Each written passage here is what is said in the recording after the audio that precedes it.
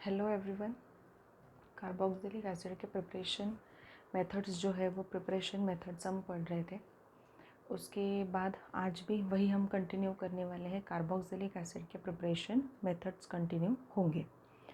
तो कल हमने जो प्रिपरेशन मेथड्स देखे थे उसका थोड़ा सा रिव्यू हम वहाँ पे ले लेते हैं कि कौन से प्रिपरेशन मेथड हमने कार्बोक्सिलिक एसिड के देखे थे। सबसे पहली प्रिपरेशन मेथड है फ्रॉम नाइट्राइल्स एंड अमाइड्स। उनके बोलने का ये मतलब है कि ये जो मेथड है, ये दो मेथड्स आपको इसमें इन्वॉल्व करके दे रही है कि अमाइड से डायरेक्टली आप कार्बोक्सिलिक एसिड है वो कैसे आप प्रिपेयर कर सकते हो, या नाइट्राइल लेके आप कैसे कार्बोक्सिलिक एसिड का प्रिपरेशन कर सकते हो। बहुत ही सिंपल है। नाइट्राइल अगर आप लेते हो तो वहाँ पे पहले हाइड्रोलिसिस करो। हाइड्रोलिसिस करने पर आपको समझ में आएगा कि आपको एक वहाँ पे ऐसा कंपाउंड मिल रहा है कि जो रीअरेंज होके अमाइड का फॉर्मेशन कर रहा है। देन अमाइड का फॉर्मेशन करने के बाद आपको वहाँ पे तुरंत उसका एसिड हाइड्रोलिसिस करना है, तो आपको क्या मिलेगा? कार्बोक्सिलिक एसिड वहाँ पे मिलेगा। काफ़ी सारे एग्जांपल्स कल मैंने डिस्कस करके दिए थे आप लोगों को इस बारे में, और ये मेथड भी काफ़ी आसान मेथड है और काफ़ी इम्पॉर्टेंट मेथड है। ठीक है। नेक्स्ट मेथड हमने देखी थी कि असाइल क्लोराइड्स होते हैं और एसिटिक अनहाइड्राइड्स होते हैं, वहाँ से कार्बोक्सिलिक एसिड का प्रिपरेशन हम लोग कैसे कर सकते हैं। ये तो मेथड बहुत ही सिंपल है। असाइल क्लोराइड जो होगा तो असाइल क्लोराइड का अगर आप हाइड्रोलिसिस करते हो तो वहाँ पे कार्बोक्सिलिक एसिड प्लस HCl आपको मिलेगा। अगर आप एसिटिक अनहाइड्राइड जो होते हैं उनका हाइड्रोलिसिस करते हो तभी जाके आपको वहाँ पे कार्बोक्सिलिक एसिड का प्रिपरेशन मिलेगा। Now in today lecture we have to complete the preparation of carboxylic acid, and few methods are remaining. It is of preparation of carboxylic acid, and one which we have already discussed in earlier classes, like esterification reaction हमें पता है। ठीक है। सो मैं just बता रही हूँ कि एस्टरिफिकेशन रिएक्शन में होता क्या है। एस्टरिफिकेशन रिएक्शन में कार्बोक्सिलिक एसिड हम लेते हैं, अल्कोहल हम वहाँ पे लेते हैं, और वहाँ पे फॉर्मेशन होता है ईस्टर का अलोंग विथ वाटर मॉलिक्यूल। सो यही ईस्टरिफिकेशन रिएक्शन जो है ना, उसको आप रिवर्स करके देखो क्या मिलेगा आपको। कार्बोक्सिलिक एसिड मतलब जो ईस्टर है, ईस्टर का हाइड्रोलिसिस करने के बाद आपको क्या मिलता है? कार्बोक्सिलिक एसिड मिलता है। मतलब ईस्टरिफिकेशन की रिएक्शन जो है, ईस्टर फॉर्मेशन की जो रिएक्शन है, उसको बस सिर्फ आपको क्या करना है, वहाँ पे रिवर्स करना है। ठीक है। इतना सिंपल है। आज की जो मेथड मैं यहाँ पे बताने जा रही हूँ ये इतनी सिंपल मेथड है, बट एक्चुअल में ये है बेसिकली कि सिर्फ इतना ही नहीं है कि ईस्टरिफिकेशन रिएक्शन को रिवर्स किया जाए तो कार्बोक्सिलिक एसिड का प्रिपरेशन मिलेगा। ऐसा इतना सिंपल नहीं है। एक जस्ट हिंट के पर्पज़ से मैंने आपको बताया है। यहाँ पे क्या करना है आपको कि प्रिपरेशन मेथड चल रहे हमारे कार्बोक्सिलिक एसिड के। अब ये जो मेथड है ये I think third method of preparation है फ्रॉम ईस्टर। ईस्टर से आपको क्या प्रिपेयर करना है? कार्बोक्सिलिक एसिड जो है उसका प्रिपरेशन आपको करना है। अब कैसे करोगे, क्या करोगे? देखो, ईस्टर्स जो होते हैं उससे आप दो पर्टिकुलर मेथड से क्या कर सकते हो, कार्बोक्सिलिक एसिड का प्रिपरेशन कर सकते हो। पहली मेथड ये है कि एसिड हाइड्रोलिसिस की मेथड है, जो बहुत ही सिंपल मेथड है, और दूसरी मेथड है अल्कलाइन हाइड्रोलिसिस की मेथड। ठीक है। बहुत ही सिंपल होता है कि एसिड हाइड्रोलिसिस और अल्कलाइन हाइड्रोलिसिस क्या मेथड्स होते हैं ये हमें पता है। हाइड्रोलिसिस मतलब बेसिकली वाटर की एडिशन करनी है, एसिड के प्रेजेंस में कर रहे हो या अल्कलाइन मीडियम के प्रेजेंस में कर रहे हो, that is important, and hence it named as acid hydrolysis and alkaline hydrolysis of ester. So पहले ये देख लेते हैं एसिड हाइड्रोलिसिस ऑफ ईस्टर। अब एसिड हाइड्रोलिसिस ऑफ ईस्टर किसके प्रेजेंस में किया जाएगा? डाइल्यूट एसिड्स हम वहाँ पे यूज़ करते हैं। डाइल्यूट एसिड में कौन सा एसिड हो सकता है? एक तो HCl हो सकता है, एक तो H2SO4 हो सकता है। ठीक है। अब यहाँ पे मैंने डाइल्यूट H2SO4 जो है उसका इस्तेमाल मैंने किया है। आप डाइल्यूट HCl भी वहाँ पे लिख सकते हो, नो प्रॉब्लम अबाउट इट। ठीक है। सो यहाँ पे एसिड हाइड्रोलिसिस की बात हम यहाँ पे कर रहे हैं। क्या किया है? नॉर्मल रिएक्शन है, ईस्टर लिया है, ईस्टर में आपने वाटर डाल दिया है, और ये हाइड्रोलिसिस हो रहा है in presence of dilute H2SO4, hence it is said that it is acid hydrolysis. ठीक है। मतलब H3O प्लस भी लिखोगे तो भी क्या मिलेगा, एसिड हाइड्रोलिसिस ही आप कहोगे। यहाँ पे मिल रहा है आपको, ये जो पार्ट यहाँ का है ये R डैश है देखो, और ये R है। ये जो पूरा पार्ट है, ये पार्ट यहाँ पे क्या फॉर्म कर रहा है, कार्बोक्सिलिक एसिड फॉर्म कर रहा है। और ये जो R डैश है, ये R डैश अल्कोहल यहाँ पे फॉर्म कर रहा है। देखो इस पर्टिकुलर रिएक्शन को अगर आप अच्छे से देखते हो तो it is reverse of esterification, ठीक है। सो एग्जाम्पल लेके हम देखते हैं कि एग्जैक्टली क्या किया जाता है। यहाँ पे CH3, यहाँ पे C डबल बॉन्ड O, यहाँ पे OCH3, उसका हम क्या कर रहे हैं, हाइड्रोलिसिस करने जा रहे हैं। यहाँ पे हम लिखेंगे अब डाइल्यूट H2SO4 लिखो, डाइल्यूट HCl लिखो, ये आप पे डिपेंड करता है। यहाँ पे होगा CH3, C double bond O, यहाँ पे OH, और यहाँ पे CH3OH। मतलब मिला क्या आपको, यहाँ पे आपको एक कार्बोक्सिलिक एसिड मिला और यहाँ पे आपको एक अल्कोहल मिला। ये कार्बोक्सिलिक एसिड है इथेनोइक एसिड, IUPAC से ethanoic acid, commonly acetic acid, और ये है यहाँ पे मेथेनॉल, ये है क्या है पे मेथेनॉल, ठीक है। So this is going to be a part of acid hydrolysis. Moving towards alkaline hydrolysis. Now alkaline hydrolysis जो होता है वो हम बोल सकते हैं कि NaOH ही लेने की ज़रूरत नहीं है आपको, वहाँ पे अल्कली में NaOH ही लेने की ज़रूरत नहीं है, आप KOH का भी यूज़ वहाँ पे कर सकते हो। तो KOH का यूज़ करके भी हम अल्कलाइन हाइड्रोलिसिस कर सकते हैं। It is up to you कि आपको कौन सा अल्कली वहाँ पे यूज़ करना है। अल्कलाइन हाइड्रोलिसिस ऑफ ईस्टर आपको पूछा गया है। सो आप दोनों भी तरीके से क्या कर सकते हो, दोनों भी अल्कली का यूज़ करके अल्कलाइन हाइड्रोलिसिस कर सकते हो। कोई भी एक अल्कली वहाँ पे यूज़ करो, या तो NaOH यूज़ करो या तो वहाँ पे KOH यूज़ करो। डाइल्यूट फॉर्म में वहाँ पे वो बेसिकली हम बोल सकते हैं कि थोड़ा डाइल्यूट फॉर्म वहाँ पे होना चाहिए। अब यहाँ पे देखो कि ये है NaOH यहाँ पे यूज़ किया है। ये कौन सा ईस्टर मैंने लिया है, यहाँ पे मिथाइल इथेनोएट करके एक ईस्टर हमने यहाँ पे लिया है, ठीक है। सो मिथाइल इथेनोएट करके जो ईस्टर मैंने यहाँ पे लिया है बेसिकली, उसको हम ट्रीट करने जा रहे हैं NaOH के साथ, ठीक है। और यहाँ पे हीट देना रिक्वायर्ड होता है, ठीक है।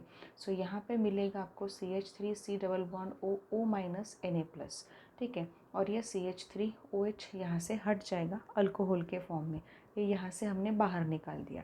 अब ये क्या बना है, यहाँ पे ये बना है सोडियम इथेनोएट करके, यहाँ पे एक हम बोल सकते हैं कि कंपाउंड यहाँ पे फॉर्म हुआ है, सोडियम इथेनोएट। अब इसको कॉन्सेंट्रेटेड HCl के साथ आपको ट्रीट करना है। कॉन्सेंट्रेटेड HCl मतलब H+ वहाँ से मिलेगा, वहाँ पे कॉन्सेंट्रेटेड HCl से यहाँ पे H+ भी लिखा है। देखो यहाँ क्या होगा, CH3COOH का फॉर्मेशन एंड देन NaOH यहाँ पे फिर से फॉर्म हो जाएगा। So this is going to be your basically हम ये बोल सकते हैं कि अल्कलाइन हाइड्रोलिसिस। अल्कलाइन हाइड्रोलिसिस का एग्जाम्पल आपके टेक्स्ट बुक में अलग दिया होगा, मैंने अलग लिया है। यहाँ पे आपको वो लिखना है, आप वो लिख सकते हो एग्जाम्पल के तौर पे, आपको ये लिखना है, आप ये भी लिख सकते हो। अब ये जो पर्टिकुलर प्रोसेस है अल्कलाइन हाइड्रोलिसिस ऑफ ईस्टर, ये जो प्रोसेस है, यही प्रोसेस बेसिकली ये होती है कि यहाँ पे क्या फॉर्म होता है, देखो sodium salt of carboxylic acid यहाँ पे फॉर्म हुआ। अगर यहाँ पे KOH लेते तो potassium salt of carboxylic acid यहाँ पे फॉर्म होता, ठीक है। बट यही है ना कि अगर हम सोडियम या potassium salt of fatty acids का फॉर्मेशन हम करते हैं तो वहाँ पे उस प्रोसीजर में सोप का फॉर्मेशन होता है and hence the process is said to be saponification. वहाँ भी क्या होता है, अल्कलाइन हाइड्रोलिसिस ही होता है। जैसे आप वहाँ पे पाल्मेटिक एसिड लेते हो, स्टीयरिक एसिड लेते हो, उसकी रिएक्शन आप NaOH या KOH के साथ वहाँ पे करते हो, वहाँ पे फॉर्मेशन हो जाता है सोडियम या potassium salt of stearic acid, sodium stearate, potassium stearate का वहाँ पे फॉर्मेशन हो जाएगा। वही क्या होता है, वही सोप है। The reaction is said to be saponification. मतलब बेसिकली ये बोलने का मतलब है कि अल्कलाइन हाइड्रोलिसिस जो होता है ईस्टर का, अल्कलाइन हाइड्रोलिसिस जो होता है ईस्टर का, उस प्रोसीजर को क्या कहा जाएगा, सैपोनिफिकेशन कहा जाएगा। मतलब ये प्रोसीजर की मैं बात कर रही हूँ, इसके आगे की बात मैं नहीं कर रही हूँ। यही है alkaline hydrolysis of Easter. Alkaline hydrolysis of Easter का प्रोडक्ट आपको यहाँ तक मिल गया, मैं यहाँ तक की ही बात कर रही हूँ। तो अल्कलाइन हाइड्रोलिसिस होता है जो ईस्टर का, उसे हम क्या बोलते हैं हम वहाँ पे उसे सैपोनिफिकेशन करके बोलते हैं। अब बच्चों ये थे यहाँ पे ईस्टर से कार्बोक्सिलिक एसिड जो होता है उसका प्रिपरेशन आप कैसे कर सकते हो। ईस्टर जो भी होगा उससे कार्बोक्सिलिक एसिड का प्रिपरेशन हमें करना है, तो कैसे किस तरीके से किया जाता है मैंने बताया आपको। दो मेथड्स हम फॉलो करने जा रहे हैं, one is acid hydrolysis and another one is alkaline hydrolysis. Acid hydrolysis में क्या होगा वो भी मैंने आपको बताया, अल्कलाइन हाइड्रोलिसिस में क्या होता है वो भी हमारा डिस्कशन हुआ।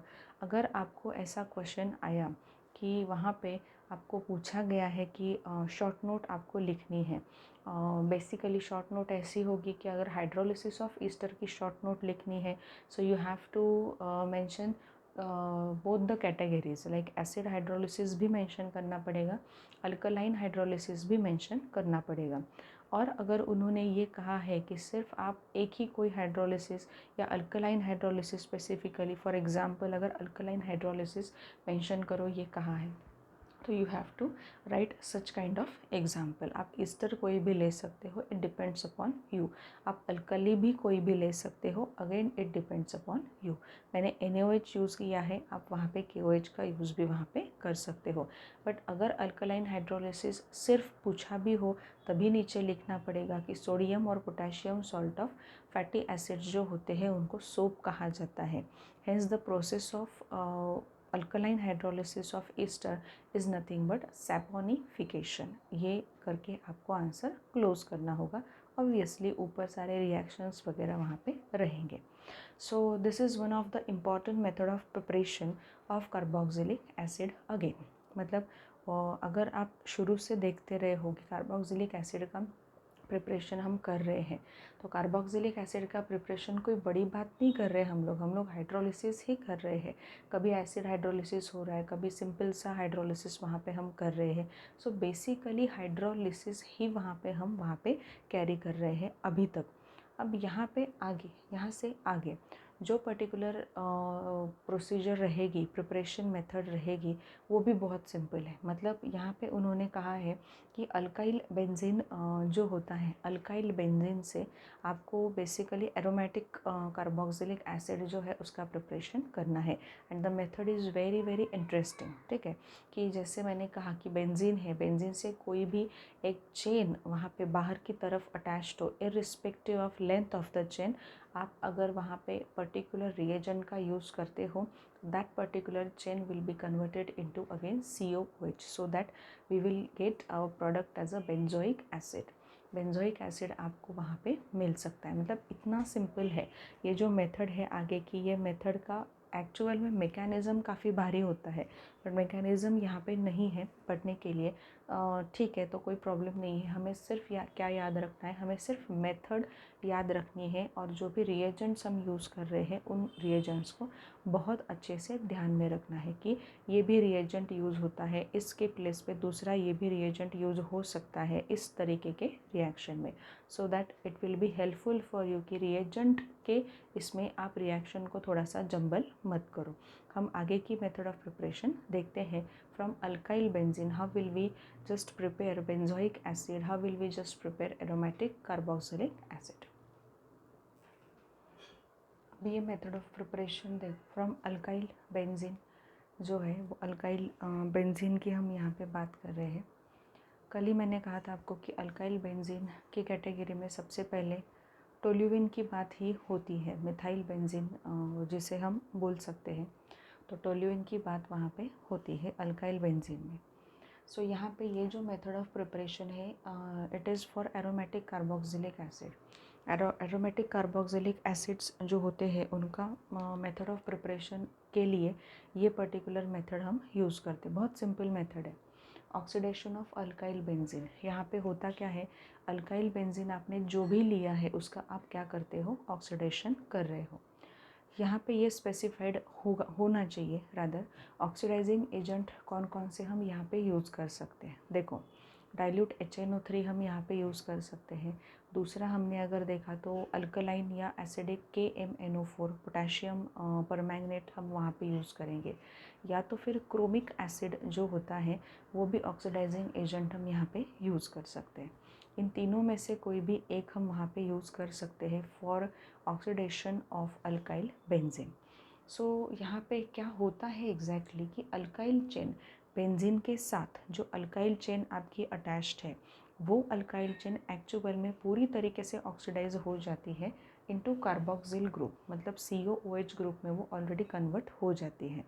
सो यहाँ पे ये है कि जैसे हम अल्काइल बेंजीन की बात कर रहे हैं, बट अगर ये जो पर्टिकुलर 3 डिग्री अल्काइल सब्स्टिट्यूएंट अगर रहेगा, मतलब ये तो बेंजीन रिंग यहाँ पे है ही, बट इससे अटैच सब्स्टिट्यूएंट 2 डिग्री तक हो तो ठीक बात है। अगर वो सब्स्टिट्यूएंट वहाँ पे 3 डिग्री रहेगा तो वहाँ पे वो पर्टिकुलर सब्स्टिट्यूएंट ऑक्सीडाइज नहीं हो सकता। ये भी याद रखो, यहाँ पे काफ़ी इंपॉर्टेंट चीज़ मैंने बताई है कि 3 degree alkyl substituent on benzene is not oxidise. 3 degree alkyl substituent जैसे टर्शरी ब्यूटाइल ग्रुप है, ठीक है, टर्शरी ब्यूटाइल ग्रुप अगर बेंजीन रिंग से वहाँ पे अटैच्ड है तो वो आप एक्सपेक्ट करोगे कि टर्शरी ब्यूटाइल ग्रुप जो है वो पूरी तरीके से कन्वर्ट हो जाए COOH में और बेंजोइक एसिड का प्रिपरेशन आपको मिले, वैसे नहीं होगा।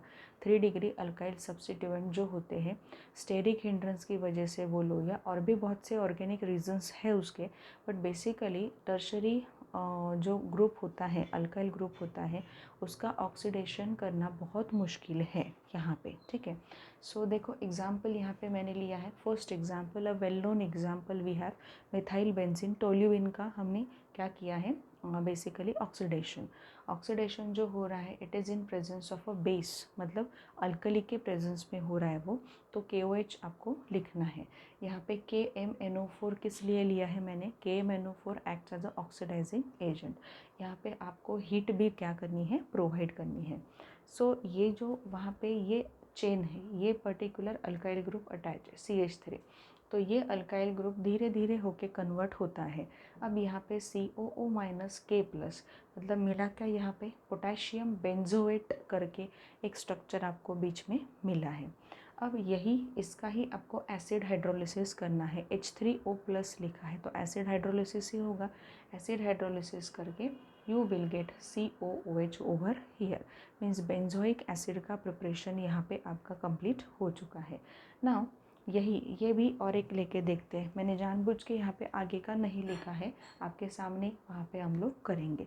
क्या है ये, तो पूरा यहाँ पे क्या है, ग्रुप है, अटैच है, ठीक है। सो ये जो पूरा ग्रुप है ये पूरा कन्वर्ट हो जाएगा, यहाँ पे देखो इस तरीके से अटैचमेंट होगी कि यहाँ पे वो कन्वर्ट हो जाएगा COO- और K+ में। देन उसका आपको क्या करना होगा, एसिड हाइड्रोलिसिस आपको करना है। तो एसिड हाइड्रोलिसिस इस तरीके से हमने उसका किया, यहाँ पे COOH बेंजोइक एसिड आपको मिल गया, वही है मतलब। बट अगर ऐसा हुआ कि सपोज़ मैंने यहाँ पे बेंजीन रिंग ली है, ठीक है, ये बेंजीन रिंग है, यहाँ पे यहाँ पे CH3, यहाँ पे CH3 और यहाँ पे CH3। आप खुद देखो यहाँ पे कि बेंजीन रिंग तो है, बट बेंजीन रिंग से अटैच्ड जो वहाँ पे सब्स्टिट्यूएंट है वो 3 डिग्री वाला है, 3 डिग्री अल्काइल सब्स्टिट्यूएंट है। तो 3 डिग्री अल्काइल सब्स्टिट्यूएंट जो होगा वो यहाँ पे अगर लिखा होगा KMnO4 है, KOH है यहाँ पे, तो will the reaction will possible, no reaction here, you have no reaction will be possible. यहाँ पे रिएक्शन आपको नहीं मिलेगी इस पर्टिकुलर केस में, क्योंकि बेंजीन रिंग से जो यहाँ पे अटैच सब्स्टिट्यूएंट है जिसे टर्शरी ब्यूटाइल ग्रुप कहा जाता है कॉमन में, ठीक है, तो वो जो पर्टिकुलर टर्शरी ब्यूटाइल ग्रुप है वो टर्शरी ब्यूटाइल ग्रुप है 3 डिग्री वाला, 3 डिग्री अल्काइल सब्स्टिट्यूएंट है वो वहाँ पे, तो 3 डिग्री अल्काइल सब्स्टिट्यूएंट है, इसलिए हम ये बोल सकते हैं वहाँ पे कि उसका ऑक्सीडेशन वहाँ पे नहीं हो सकता, चाहे आप कुछ भी और कैसे भी वहाँ पे मेथड्स या ऑक्सीडाइजिंग एजेंट्स को अप्लाई करके देख लो। यहाँ पे अपने कौन कौन से ऑक्सीडाइजिंग एजेंट्स हम यूज़ कर सकते हैं, डाइल्यूट HNO3 यूज़ हो सकता है, डाइल्यूट लिखना बहुत इंपॉर्टेंट है, डाइल्यूट HNO3 यूज़ हो सकता है। यहाँ पे अल्कलाइन और एसिडिक K-MnO4 भी वहाँ पे यूज़ हो सकता है, और या तो क्रोमिक एसिड का इस्तेमाल आप कर सकते हो। बट ये जो प्रिपरेशन मेथड है, ये प्रिपरेशन मेथड किस लिए है? एरोमेटिक कार्बोक्सिलिक एसिड जो होते हैं उनके लिए ये प्रिपरेशन मेथड हमने यहाँ पे ली है। अब यहाँ पे कुछ ऐसे ही आगे की मेथड भी आपको ऐसे ही लगेगी कि वहाँ पे जैसे हमने देखा कि अल्कीन्स जो होते हैं, बेसिकली अल्कीन्स की कैटेगरी जहाँ पे डबल बॉन्ड आपको दिखाई देगा है कार्बन कार्बन के बीच में, तो अल्कीन्स की कैटेगरी जो होती है, तो अल्कीन की कैटेगरी में भी मतलब ऑक्सीडेशन उसका करना है आपको अल्कीन का, and then you will get a carboxylic acid. तो कार्बोक्सिलिक एसिड वहाँ पे मिलेगा, बट यहाँ पे भी हम लोगों को ऑक्सीडाइजिंग एजेंट यूज़ करना होगा। अल्कीन के इसमें हम लोग यूज़ करेंगे K-MnO4 इन डाइल्यूट H2SO4, ये ऑक्सीडाइजिंग एजेंट हम वहाँ पे यूज़ करेंगे। सो लेट्स सी कि आगे की प्रिपरेशन मेथड एग्जैक्टली क्या है, कैसे और किस तरीके से हम आगे की प्रिपरेशन मेथड में अल्कीन से कार्बोक्सिलिक एसिड का प्रिपरेशन करेंगे। ये मेथड पूरी तरीके से क्लियर होनी चाहिए, कौन सा ऑक्सीडेशन हो रहा है और किस जगह पे रिएक्शन नहीं होगी, ये भी ध्यान में रखो। बहुत ही वहाँ पे एक्साइट होके अगर आपने लिखा कि यहाँ पे भी बेंजोइक एसिड का प्रिपरेशन हो रहा है, you will get 0 marks, because tertiary butyl group है, it is 3 degree alkyl substituent which is attach to a benzene ring, and 3 degree alkyl substituent oxidise नहीं हो सकता by any of the oxidising agent from this particular case. अब वो किससे हो सकता है, क्या हो सकता है, वो बात नहीं है, बट यहाँ पे इस पर्टिकुलर चीज़ से वो नहीं हो सकता, hence reaction is not possible in this particular case. So next preparation method again of carboxylic acid from alkenes. Again we have to oxidize an alkene with the help of KMnO4. Let's see. अब यहाँ पे alkenes जो है, alkyne से भी carboxylic acid का preparation हमें करना है। तो अल्कीन के केस में भी वही है, मतलब बेसिकली हम ये बोल सकते हैं कि यहाँ पे एरोमेटिक एसिड और डाइओइक एसिड्स जो होते हैं उनका प्रिपरेशन हम यहाँ पे कर सकते हैं। ठीक है, अब यहाँ पे देखो कि फिनाइल इथिन यहाँ पे हमारे पास प्रेजेंट है, फिनाइल इथिन इसे कहा जाएगा। K-MnO4 डाइल्यूट H2SO4 में हमने यूज़ किया है, वार्म हीट देनी पड़ेगी, और यहाँ पे ये जो particular CH double bond CH2 है, ये डायरेक्टली कन्वर्ट आपको दिखाना है COOH में। मैकेनिज़्म है, बहुत बड़ी है, बट उसका जानना या उस पर कुछ क्वेश्चंस अगर नहीं आते तो उसमें टाइम वेस्ट करना यहाँ पे इम्पॉर्टेंट नहीं होगा। नेक्स्ट देखो साइक्लोहेक्सिन का एग्जाम्पल, ये एग्जाम्पल जो है ये काफ़ी बार पूछा जाता है कि साइक्लोहेक्सिन जो होता है, साइक्लोहेक्सिन से आप एडिपिक एसिड का फॉर्मेशन कैसे करते हो। Now what is adipic acid? Adipic acid is hexane dioic acid, यहाँ पे हम उसे बोल सकते हैं। तो ये commonly it is said that it is an adipic acid. तो ये बॉन्ड यहाँ पे ब्रेक हो जाता है, ये बॉन्ड ब्रेक होगा, ये यहाँ पे टूटेगा और COOH यहाँ पे हेक्सेन डाइओइक एसिड का फॉर्मेशन होगा। सो इस तरीके से हमने देखा कि बहुत बार ऐसी चीज़ हो रही है कि अल्कीन है, या हम बोल सकते हैं कि बेंजीन रिंग से जुड़ा हुआ कोई अल्काइल सब्स्टिट्यूएंट है, उस केस में वो अल्काइल सब्स्टिट्यूएंट ऑक्सीडाइज हो जाता है डायरेक्टली COOH में। ठीक है, सो ये आपको ध्यान में रखना होगा। आगे की जो मेथड है वो भी काफ़ी इम्पॉर्टेंट मेथड है, कि जो मेथड ऐसी है कि ग्रिग्नार्ड रिएजेंट जो होता है, तो ग्रिग्नार्ड रिएजेंट और ड्राई आइस मतलब सॉलिड CO2 उनकी रिएक्शन वहाँ पे हो रही है। ये जो आगे की रिएक्शन है, इस रिएक्शन को कार्बोक्सिलेशन ऑफ ग्रिग्नार्ड रिएजेंट भी कहा जाता है। कार्बोक्सिलेशन ऑफ ग्रिग्नार्ड रिएजेंट के नाम से भी ये रिएक्शन जानी जाती है ऑर्गेनिक केमिस्ट्री में।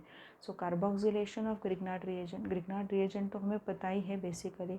यहाँ पे माइनस प्लस कौन है ये सिर्फ याद रखो। कार्बन डाइऑक्साइड का स्ट्रक्चर आना बहुत ज़रूरी होता है, जैसे कार्बन बीच में है, दोनों तरफ ऑक्सीजन है, डबली बॉन्डेड ऑक्सीजन है वहाँ पे। इस तरीके से बेसिक ये है कि कार्बन डाइऑक्साइड का स्ट्रक्चर, और दूसरा ये है वहाँ पे कि ग्रिग्नार्ड रिएजेंट जो होगा वो ग्रिग्नार्ड रिएजेंट तो क्या है ये पता ही है आपको। सो आगे की method of preparation which is I think last method of preparation of carboxylic acid, वो हम वहाँ पे देखने वाले हैं कि जहाँ पे ग्रिग्नार्ड रिएजेंट और सॉलिड CO2 ड्राई आइस जो होता है उनकी रिएक्शन होके कार्बोक्सिलिक एसिड का फॉर्मेशन वहाँ पे हो रहा है. So let's see how the reaction will proceed and what is the advantage, what is the peculiar characteristics of the reaction. यहाँ पे देखो रिएक्शन बहुत ही सिंपल है. Grignard reagent and solid carbon dioxide मतलब ड्राई आइस जो होते हैं उन दोनों की रिएक्शन होके वहाँ पे कार्बोक्सिलिक एसिड प्रोडक्ट मिल रहा है. As we have using Grignard reagent as one of the reagent, we have to use यहाँ पे आपका जो सॉल्वेंट होगा वो सॉल्वेंट क्या करके होगा, ड्राई ईथर सॉल्वेंट होगा. Don't forget to write the particular thing on an arrow. ठीक है. सो बहुत ही सिंपल है ये रिएक्शन को मैं थोड़ा सा आपको समझाने की कोशिश कर रही हूँ बिकॉज टेक्स्ट बुक में उन्होंने क्या किया है, RCOO MgX डायरेक्टली दिया है, dilute H2SO4, dilute HCl, acidic hydrolysis वहाँ पे किया है और डायरेक्टली कार्बोक्सिलिक एसिड मिला है. ऐसे नहीं होता. आपको हर एक चीज़ समझनी पड़ेगी कि यहाँ पे कैसे और किस तरीके से पहले अटैचमेंट हो रही है, कौन सा पार्ट किससे जाके अटैच हो रहा है, फिर हम हाइड्रोलिसिस की बात करेंगे because hydrolysis is one of the important and simple thing. ठीक है. बट यहाँ पे क्या हो रहा है ये पहले समझो कि यहाँ पे है RMgX. तो हमें पता है कि MgX वहाँ पे क्या होता है, पॉजिटिव पार्ट होता है और ये जो पार्ट होता है ये नेगेटिव पार्ट होता है ग्रिग्नार्ड रिएजेंट में. ठीक है. ऑर्गेनोमेटालिक कंपाउंड है तो वहाँ पे हमने देखा है कि पॉजिटिव पार्ट कौन कैरी करता है, नेगेटिव पार्ट कौन कैरी करता है. यहाँ पे C डबल बॉन्ड O ये CO2 का स्ट्रक्चर दिया है मैंने. अब आप खुद थोड़ा सा लॉजिक लगाओ. कार्बन बीच में है, दोनों तरफ ऑक्सीजन है. ठीक है.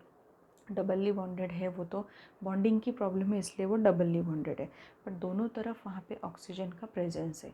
तो दोनों तरफ ऑक्सीजन का प्रेजेंस होते हुए वो बीच वाला जो कार्बन होगा वो क्या इलेक्ट्रोफिलिक नेचर महसूस नहीं करेगा, वहाँ पे उसके ऊपर पॉजिटिव चार्ज रहेगा. पार्शियल पॉजिटिव चार्ज कार्बन के ऊपर रहेगा.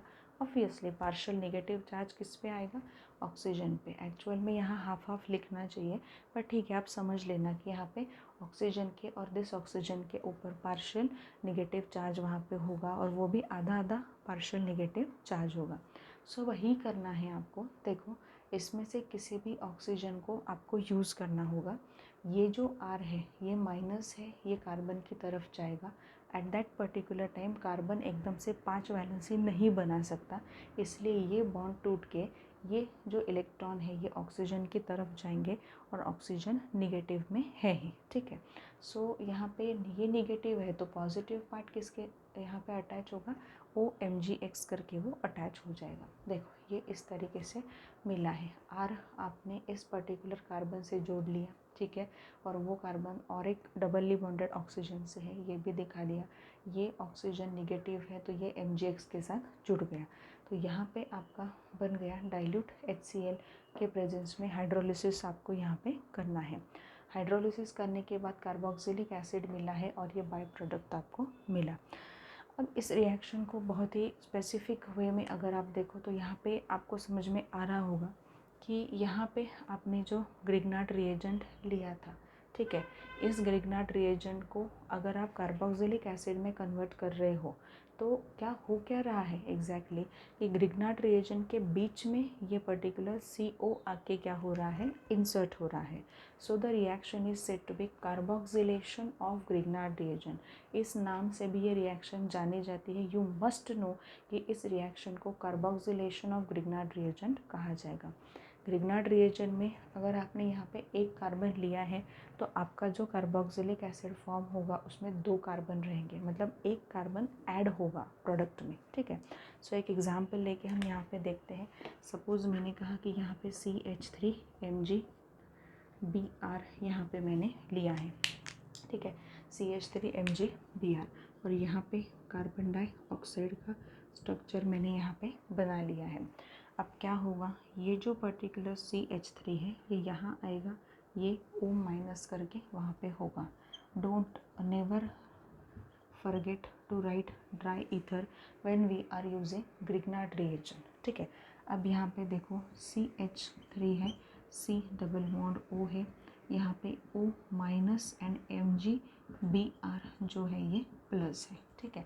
सो आगे इसको ट्रीट करना है डाइल्यूट HCl H2O के साथ, you will gate CH3 C double bond O OH plus यहाँ पे होगा MgBr और यहाँ पे OH। इस तरीके से फॉर्मेशन हुआ है आपके यहाँ पे कार्बोक्सिलिक एसिड का। ग्रिग्नार्ड रिएजेंट आपने लिया था, उसमें कितने कार्बन थे? Only 1 carbon we have in a Grignard reagent, but from that Grignard reagent we have prepared an carboxylic acid in which we have 2 carbon atoms in the carboxylic acid. Because थोड़ा सा common sense लगाओ कि यहाँ पे Grignard reagent जो था वो Grignard reagent में एक ही कार्बन था, बट कार्बोक्सिलिक एसिड जो प्रिपेयर हुआ है उसमें 2 कार्बन है, मतलब कार्बन वहाँ पे ऐड होते जा रहे हैं। जैसे हम देखते थे ना, देखो इसके एग्जैक्ट अपोजिट एक रिएक्शन होती है डीकार्बोक्सिलेशन, ठीक है। डीकार्बोक्सिलेशन में क्या होता है, वहाँ पे कार्बन जो है उसका नंबर घटता है, कार्बन का नंबर डिक्रीज होता है। वेराज इन कार्बोक्सिलेशन रिएक्शन कार्बन का नंबर क्या हो रहा है, इंक्रीज हो रहा है बाय 1, एक से वो इंक्रीज हो रहा है।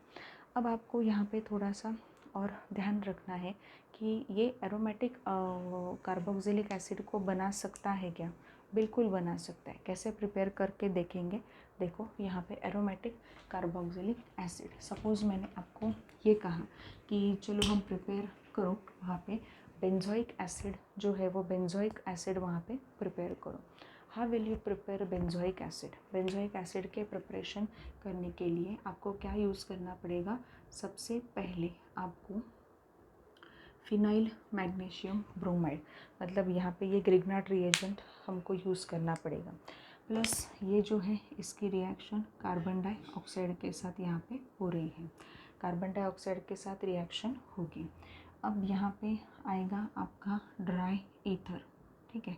अब ड्राई ईथर, ये अल्काइल ग्रुप है, ये आपका अल्काइल ग्रुप है, C डबल बॉन्ड O, यहाँ पे OMgBr, ठीक है।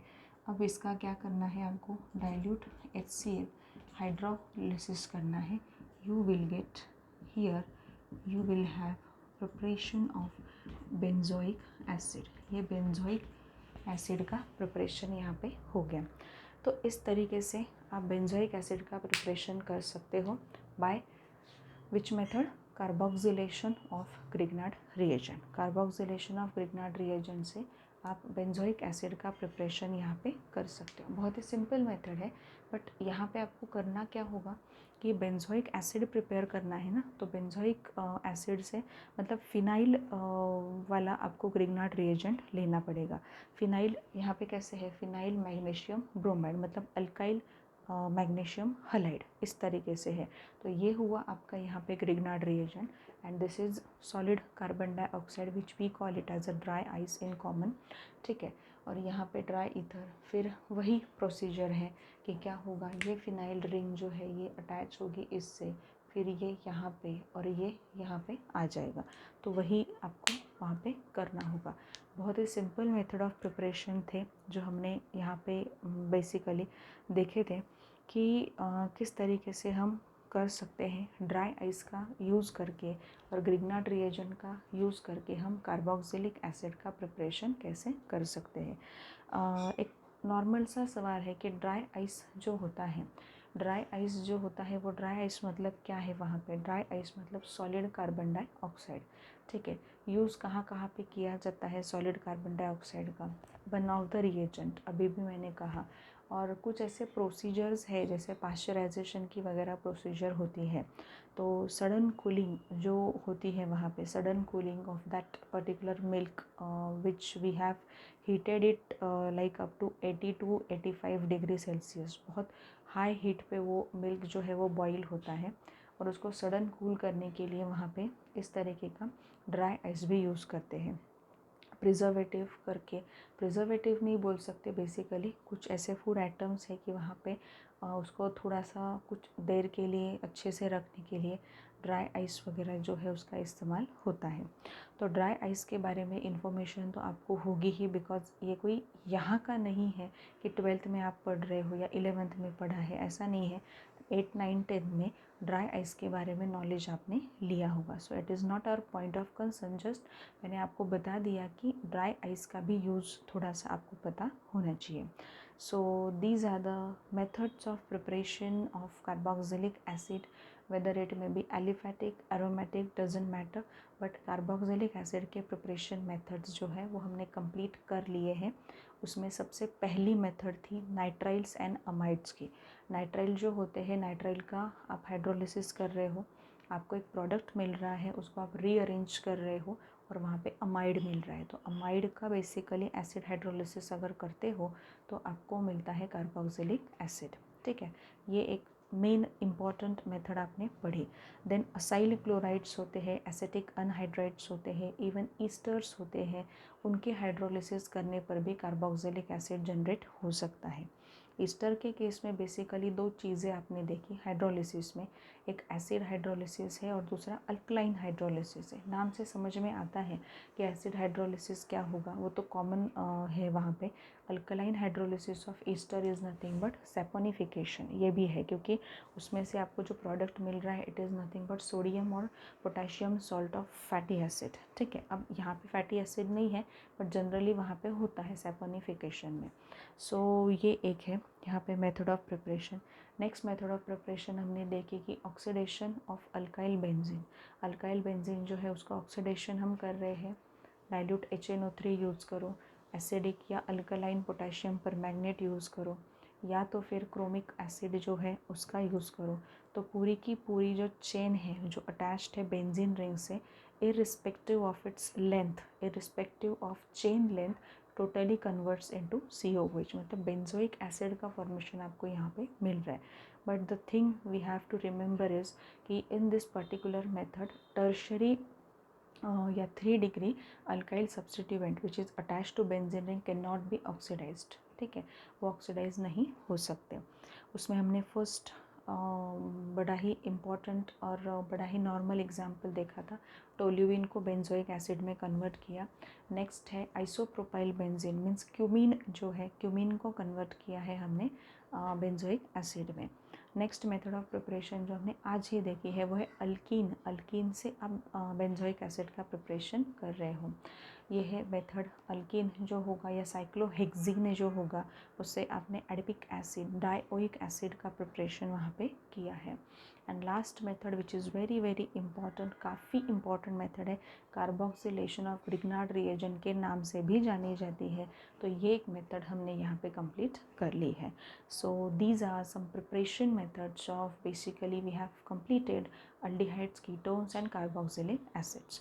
Aldehyde, ketone and carboxylic acid के प्रिपरेशन मेथड्स हमने यहाँ पे क्या किए हैं, कवर अप किए हैं। प्रिपरेशन मेथड्स हमने यहाँ पे पूरी तरीके से अच्छे से कवर किए हैं। सो आगे हम ये करने वाले हैं कि आगे कुछ प्रॉपर्टीज़ हैं, लाइक फिज़िकल प्रॉपर्टीज़ हैं, एल्डिहाइड्स कीटोन्स के फिज़िकल प्रॉपर्टीज़ का डिस्कशन हम यहाँ पे करने वाले हैं।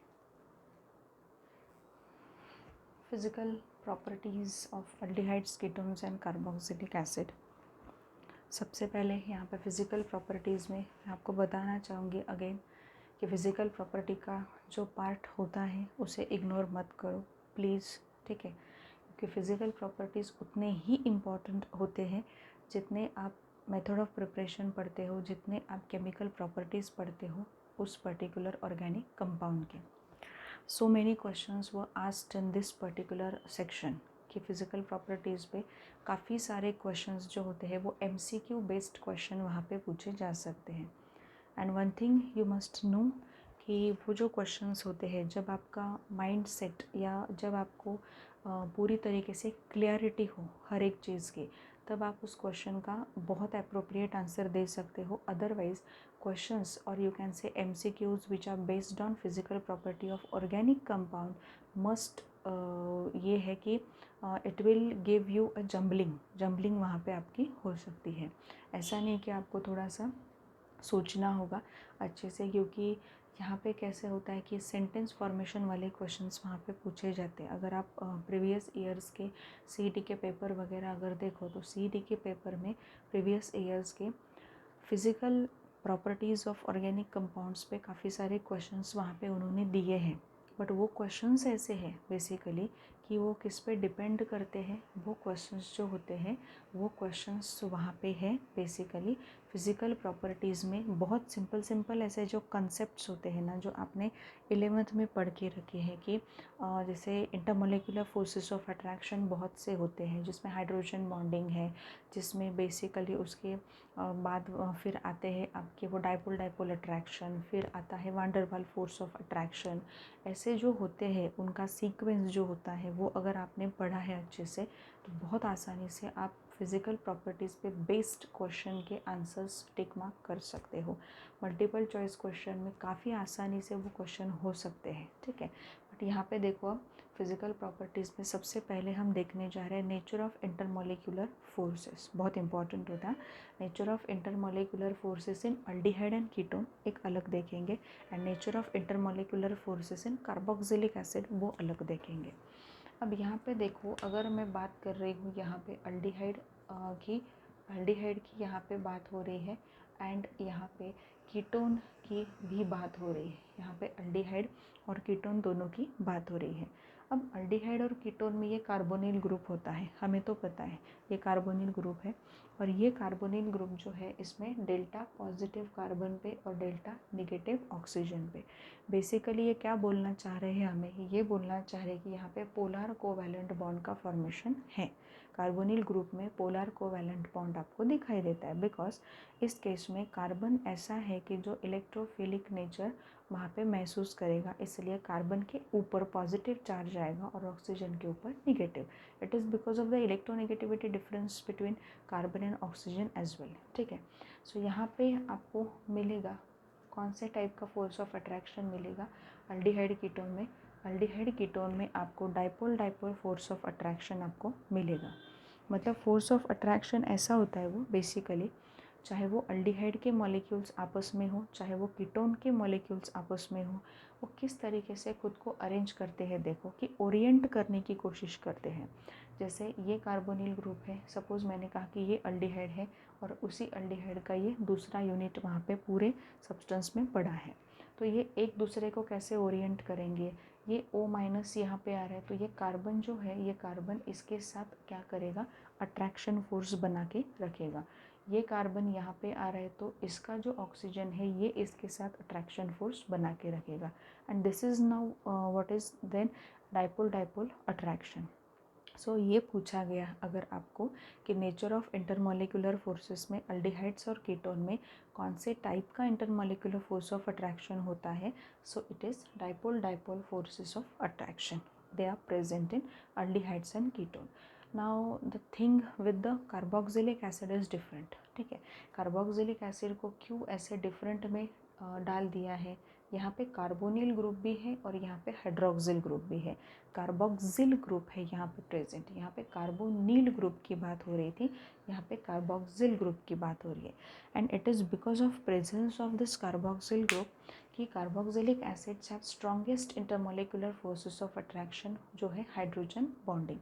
ये कार्बोक्सिलिक एसिड जो होते हैं ना, ये हाइड्रोजन बॉन्डिंग बहुत अच्छे से बना सकते हैं। हाइड्रोजन बॉन्डिंग वहाँ पे उनकी बहुत अच्छे से होती है, बिकॉज यहाँ पे OH है, यहाँ पे भी ऑक्सीजन प्रेजेंट है, तो हाइड्रोजन बॉन्डिंग यहाँ पे हो सकती है। इस केस में इंटरमोलिकुलर फोर्सेस के केस में अल्डिहाइड कीटोन में हाइड्रोजन बॉन्डिंग नहीं है वहाँ पे, बट यहाँ पे हाइड्रोजन आ रहा है, दूसरा जो ऑक्सीजन है वो इसके साथ होके, मतलब हाइड्रोजन बॉन्डिंग वहाँ पे हो सकती है। बेसिकली ये मैं आपको बोलना चाह रही हूँ कि कार्बोक्सिलिक एसिड जो होते हैं, तो कार्बोक्सिलिक एसिड का जो बॉइलिंग पॉइंट होता है वो भी काफ़ी हाई होता है, ठीक है। Boiling point of carboxylic acid is जैसे हम बोल सकते हैं कि ज़्यादा है than aldehyde and ketone, because in carboxylic acid we have seen that we have a strongest intermolecular force of attraction which is hydrogen bonding is present, ठीक है। बट ये हाइड्रोजन बॉन्डिंग अल्डिहाइड कीटोन में आपको दिखाई नहीं देगी। सो this is the reason why we study aldehyde ketone in a one part and carboxylic acid in a another part, because carbonyl group होना और carboxyl group होना, that is going to be very very important. carbonyl group क्या है कि carbonyl group सिर्फ polarity आपको दे रहा है, तो polarity देने से बन क्या रहा है वहाँ पे, polarity देने से वहाँ पे डाइपोल डाइपोल इंटरेक्शन है, ये हमें समझ में आ रहा है. बट यहाँ पे देखो ना, आप खुद देखो कि कार्बोनिल ग्रुप भी है और हाइड्रोक्सिल ग्रुप भी यहाँ पे प्रेजेंट है. तो कार्बोनिल ग्रुप और हाइड्रोक्सिल ग्रुप दोनों साथ में अगर रहेंगे वहाँ पे, तो आप खुद सोचो यहाँ पे कि हाइड्रोजन बॉन्डिंग इस केस में बहुत ज़्यादा ईजीएस्ट वे में हो सकती है. And we know very well that कि amongst all the intermolecular forces hydrogen bonding is at the top. Hydrogen bonding की स्ट्रेंथ काफ़ी अच्छी होती है. देन नंबर आता है dipole dipole force of attraction का, देन नंबर आता है वैन डर वाल्स का, एंड देन आगे के बाकी के भी फोर्स वहाँ पे होते हैं. But for this particular instance ये हमें पता चलना चाहिए कि नेचर ऑफ इंटरमोलिकुलर फोर्सेस की जब बात आती है तो अल्डिहाइड और कीटोन में इंटरमोलिकुलर फोर्स कौन सा प्रेजेंट है, डाइपोल डाइपोल इंटरैक्शन प्रेजेंट है. Whereas in case of carboxylic acid we have a strongest intermolecular force of attraction which is nothing but our hydrogen bonding. ठीक है. सो आगे हम बात करते हैं फिजिकल स्टेट्स की. अब ये सेकेंड फिजिकल प्रॉपर्टी, बट ये जो फिजिकल प्रॉपर्टी है ये सिर्फ हम अल्डिहाइड एंड कीटोन्स के बारे में देख रहे हैं. ठीक है. ये सेकेंड प्रॉपर्टी हम कार्बोक्सिलिक एसिड की नहीं देख रहे, वो बाद में देखी जाएगी. Physical state and boiling point. Physical state पहले देखेंगे and then we will move towards boiling point. Boiling point का थोड़ा सा डिटेलिंग मैं करूँगी यहाँ पे. फॉर्मल्डिहाइड जो होता है which is lowest member in aldehyde series. ठीक है. मिथेनॉल जिसे कहा जाएगा, it is gas at room temperature and it has a irritating odor. it has a irritating odor. आप मतलब ये withstand नहीं कर सकते, ऐसा odor है उसका. Acetaldehyde second member of aldehyde family which is extremely volatile and colorless liquid. volatile है वो और colorless liquid, colorless है. Higher aldehydes have pleasant odor. Higher aldehyde जो होते हैं लाइक आप प्रोपैनल से आगे अगर जाते हो तो उनका ओडर भी काफ़ी प्लीजेंट होता है. Moving towards ketone. कीटोन में क्या है, एसीटोन. एसीटोन की अगर बात करें तो हमें पता है कि acetone is liquid at room temperature. Acetone जो होता है वो लिक्विड होता है रूम टेम्परेचर पे. It has a pleasant odour, ये भी हमें चीज़ पता है. ठीक है. नेक्स्ट है most higher ketones have a bland order. Bland order वहाँ पे होता है हायर कीटोन्स का. यहाँ पे एक जनरलाइज स्टेटमेंट हम दे सकते हैं कि बॉइलिंग पॉइंट ऑफ अल्डिहाइड और boiling point of ketone increases as molecular mass increases. Molecular mass जैसे जैसे बढ़ता जाएगा वैसे वैसे बॉइलिंग पॉइंट भी क्या होता जाएगा, बढ़ता जाएगा. आपका जो भी टेक्स्ट बुक है, टेक्स्ट बुक में उन्होंने बॉइलिंग पॉइंट्स वगैरह दिए हैं, आप मैच कर सकते हो. ये जो स्टेटमेंट है ये स्टेटमेंट को आप प्रूव कर सकते हो वहाँ से. ठीक है. बट अगर आपको कीटोन और अल्डिहाइड के बारे में पूछ लिया कि बॉइलिंग पॉइंट ऑफ कीटोन और बॉइलिंग पॉइंट ऑफ अल्डिहाइड में किसका ज़्यादा है किसका कम है, तो कीटोन का बॉइलिंग पॉइंट जो होगा वो ज़्यादा होगा और अल्डिहाइड का बॉइलिंग पॉइंट जो होगा वो कम होगा. अगर आप बोलोगे कि कार्बोक्सिलिक एसिड की कंपैरिजन हमें करनी है, कार्बोक्सिलिक एसिड के बॉइलिंग पॉइंट की कंपैरिजन हमें करनी है अल्डिहाइड कीटोन के साथ, तो क्या सीक्वेंस होगा बेसिकली बॉइलिंग पॉइंट का, carboxylic acid, boiling point of carboxylic acid is greater than boiling point of ketone and then boiling point of basically aldehyde. मैं तीनों की कंपैरिजन कर रही हूँ, बाकी के मैंने यहाँ पे इंक्लूड नहीं किए हैं. ठीक है. बिकॉज कार्बोक्सिलिक एसिड में जैसे हमने देखा कि कार्बोक्सिलिक एसिड में इंटरमोलिकुलर फोर्स ऑफ अट्रैक्शन जो है वो सबसे स्ट्रॉन्ग होता है and which is hydrogen bonding. So hydrogen bonding को तोड़ने के लिए we have to give lot of external energy, so it raises its boiling point. ठीक है.